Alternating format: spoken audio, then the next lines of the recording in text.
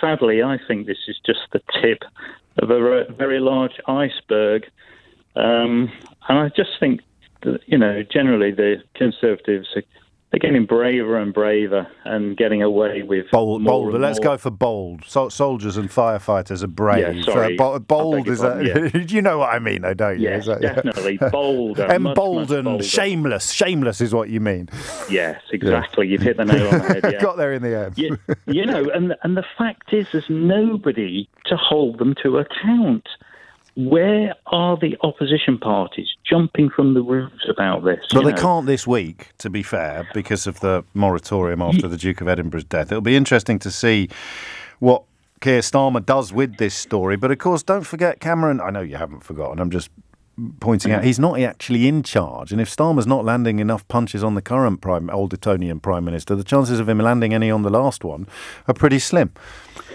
Yeah, sadly. And, I think people are getting apathetic and, these people in these positions of power, they continue to feather their own beds and.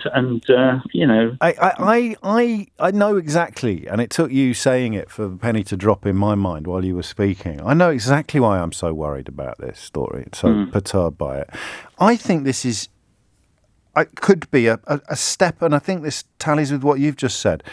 This is how the really bad stuff happens, when we turn off and we look away and we stop caring. So sometimes it's really out there and deliberate, like Trump literally telling people to start ignoring the evidence of their eyes and ears and just believe whatever he tells them. But sometimes it's more incremental than that, more insidious, less blatant. And this is just... So now you have someone who's been made a peer by an Old Etonian who's been made a peer by another Old Etonian, telling you not to worry about the third Old Etonian who's perceived as doing something dodgy, but actually it's perfectly fine. And the only people who have a problem with it are the people who've got a problem with inherited wealth. That to me speaks of baby steps on a path to some really dark places for a country.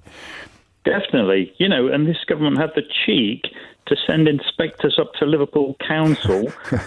Can Liverpool Council send inspectors into what's going on with the government, with all their PPE contracts and things like that? I'm sensing that you don't have much sympathy for people who are trapped in wealth, Dave. Can I call you Dave? Not a lot, no. Surprisingly, not a lot.